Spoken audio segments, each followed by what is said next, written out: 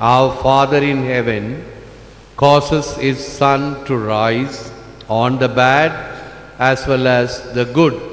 மத்தேயு 5:45.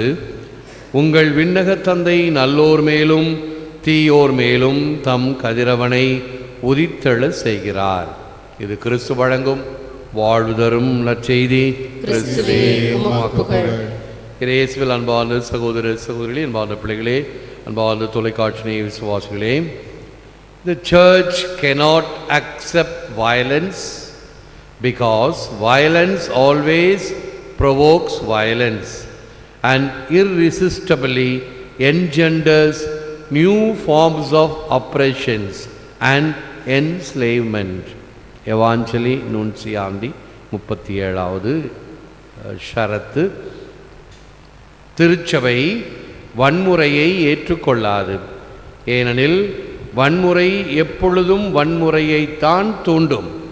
தவிர்க்க இயலாதபடி அடக்குமுறைகளையும் அடிமைத்தனங்களையும் புதிய வடிவங்களில் தோற்றுவிக்கும். ராயப்பா, உன் வாளை உரையில் போடு, வாளை எடுப்பவன் வாளால் மடிவான் என்பது ஆண்டவர் இயேசுவினுடைய வார்த்தைகள்.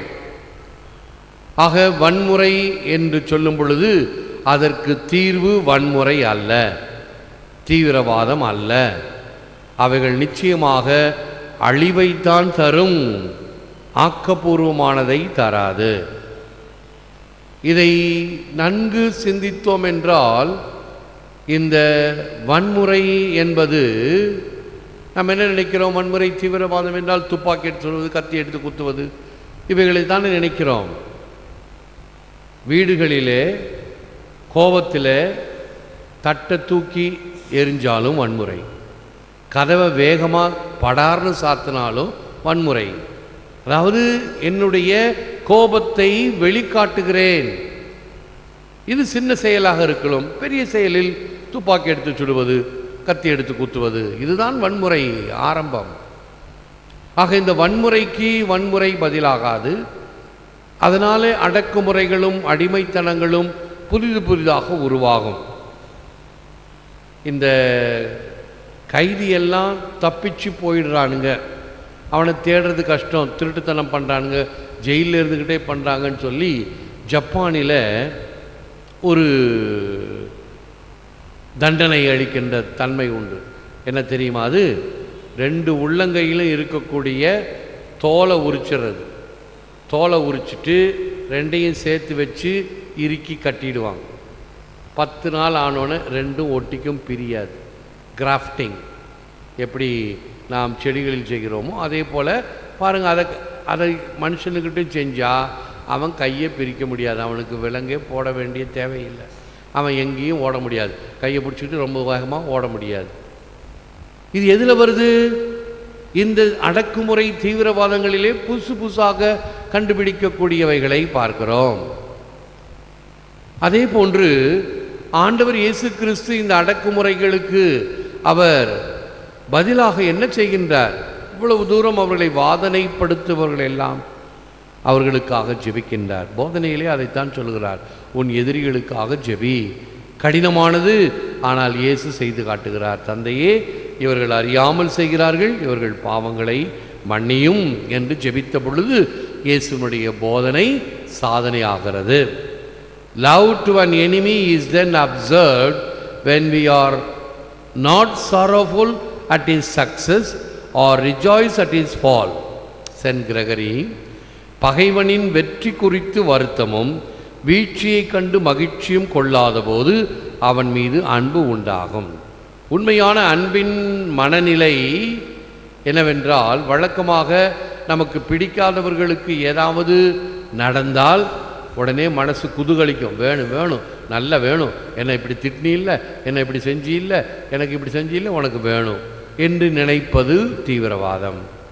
அல்லது அவன் வெற்றி பெறுகிறான், நன்றாக உயர்கிறான், பார் அவனுக்கு பார் என்ன கடவுள் பார் அவனுக்கும் தான் அவன் செய்கிறார் என்று அவனை பற்றிய ஒரு எண்ணத்தை உள்ளே வைத்து கொண்டு காழ்ப்புணர்ச்சியுடன் கரிப்புடன் அவனுடைய வெற்றி மீது கொண்டிருக்கக்கூடிய பொறாமை, இதுவும் தீவிரவாதம்.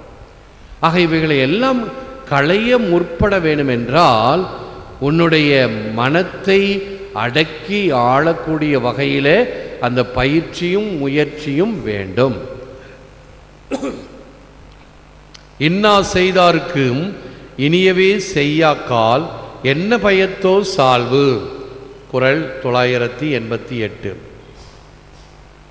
நமக்கு தீமை செய்தவர்களுக்கும் நீ நன்மை செய்யாவிட்டால் நீ மனித நிலையில் உயர்ந்த நிலையில் இருப்பதனுடைய அர்த்தம் என்ன?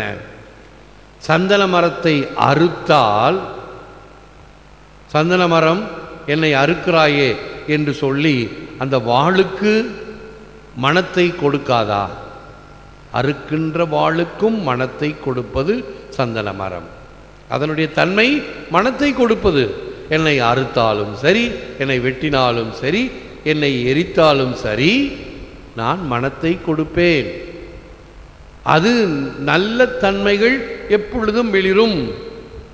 லத்தீன் பழமொழி மிக மிக மிக முக்கியமான ஒரு பழமொழி அது. போனும் எஸ் diffusivum sui. Goodness spreads itself. நன்மைத்தனமானது தன்னில் அடங்கி இருக்காது. நன்மைத்தனமானது பிரவாகிக்கும், சுடர் விட்டு எரியும், பிறருக்கு கொடுக்கும். இதுதான் நன்மைத்தனம். Love your enemies, you will discover within yourself a potential for loving and forgiving that you never dreamed you had. இந்த படத்தில் பாருங்கள், நம் முன்னாள் போப்பாண்டவர் ஜான் பால், புனித பட்டம் பெற்றவர், தன்னை துப்பாக்கியால் சுட்டவனை ஜெயிலுக்கு சென்று அவனை சந்திக்கிறார், அவனோடு பேசுகிறார், அவனை மன்னிக்கிறார். நம்ம உடனே என்ன நினைப்போம்? அவர் பெரிய மனுஷன், போப்பாண்டவர், அவர் செய்யலாம், என்னால் செய்ய முடியாது என்று நினைக்கிறோமே. தவறு. நாமும் ஒவ்வொருவரும் நிச்சயமாக ஏனென்றால் ஒவ்வொருவரும் ஒரு புதிய படைப்பு. நான் ஒரு கிரேக்க வார்த்தையை அடிக்கடி சொல்வேன், ஆந்த்ரோபோஸ், மிக்ரோஸ், கோஸ்மோஸ். மனிதன் ஒரு சிறு உலகம், ஒவ்வொரு மனிதனும். அப்படி என்றால் நமக்கென்று கொடுக்கப்பட்ட வாய்ப்புகளில் நாம் எவ்வாறு செயல்படுகிறோம்? அது சிறிய வாய்ப்பாக இருக்கலாம், பெரிய வாய்ப்பாக இருக்கலாம், சிறிய தருணமாக இருக்கலாம், பெரிய தருணமாக இருக்கலாம். எந்த நேரத்திலும் நான் எப்படி இறைவனுக்கு பதில் கொடுக்கிறேன் என்பதை சார்ந்தது. பகைவரை அன்பு செய், அன்பு செய்யவும் மன்னிக்கவும் உன்னில் நீ அறியாத வாய்ப்பை உனக்குள் கண்டுணர்வாய். அதனால் ஏற்படக்கூடியது ஒரு மகிழ்ச்சியான சமாதானம். திருவருட்பா கூறுகிறது, நல்லார்க்கும் பொல்லார்க்கும் நடுகின்ற நடுவே, நரர்களுக்கும் சுரர்களுக்கும் நலம் கொடுக்கும் நலமே, எல்லார்க்கும் பொதுவில் நடம் இடுகின்ற இறையே, என் அரசே, யான் புகழும் இசையும் அணிந்தருள்வேன்.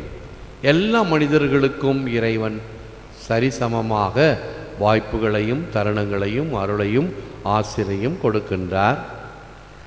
யாரெல்லாம் அதை நன்கு பயன்படுத்தி கொள்கிறார்களோ அவர்கள் ஆசிரை நிறைவாக பெறுகிறார்கள். பயன்படுத்தாதவர்கள் விழலுக்கு இறைத்த நீரை போல வீணாகிறது. ஆண்டவருடைய அருள் ஆசீர் பயன்படுத்தப்படவில்லை. எனவே இந்த இறைவன் எப்படி எல்லோருக்கும் இரக்கம் காட்டுகிறாரோ அந்த இரக்கத்தை பெற்று நாமும் பிறருக்கு இரக்கம் காட்ட கடமைப்பட்டிருக்கிறோம் என்பதை உணர்ந்து முழந்தால் படியிட்டு ஜெபிப்போம். O merciful Father, who makes the sun to rise on the evil and the good, and sends rain on the just and on the unjust, in adversity grant us grace to be patient, in prosperity keep us humble. May we guard the door of our lips, may we lightly esteem the pleasures of this world, thirst after heavenly things through Jesus Christ our Lord. Prayer of Anselm 1033 1109 வரை வாழ்ந்த புனிதர்.